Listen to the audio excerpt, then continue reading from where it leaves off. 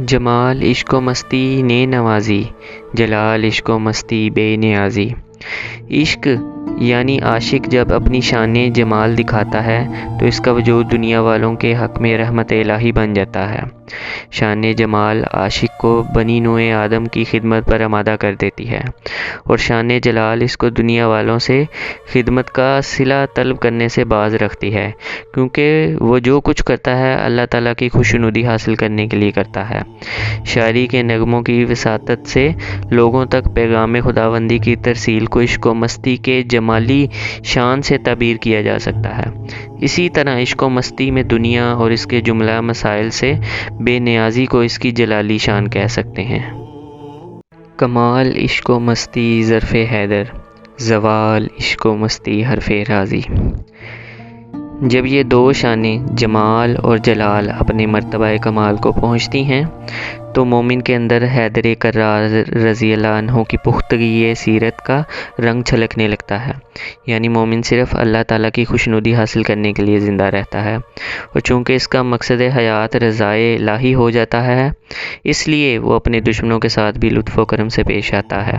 یہ معنی ہے ظرف کے، یعنی مومن کے قلب میں اس قدر وسعت پیدا ہو جاتی ہے کہ ساری کائنات اس میں سما جاتی ہے، اور دشمن تک اس کے دسترخوان کرم سے فیضیاب ہو سکتے ہیں۔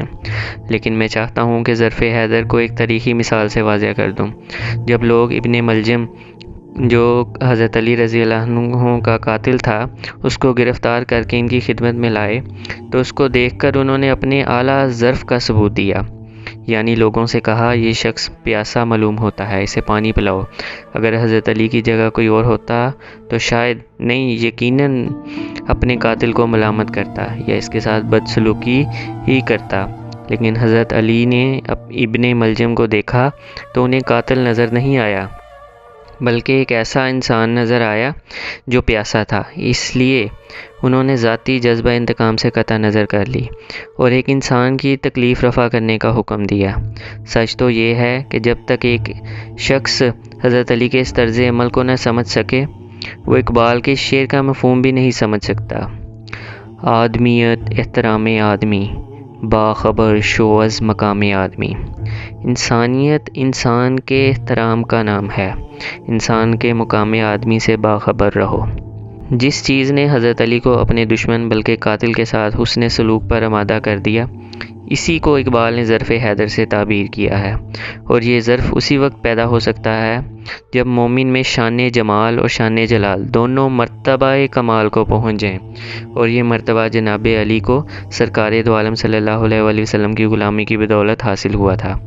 اسی لیے اقبال نے حضرت علی کی ذات کو عشق کے لیے باعث افتخار قرار دیا۔ اقبال فرماتے ہیں، مسلم اول شہ مرداں علی، عشق را سرمایہ ایمان علی۔ مسلم اول دلیروں کے سردار علی ہیں، عشق کے لیے ایمان کا سرمایہ علی ہیں۔ جب انسان عشق و مستی کی صفت سے محروم ہو جاتا ہے تو راضی بن جاتا ہے۔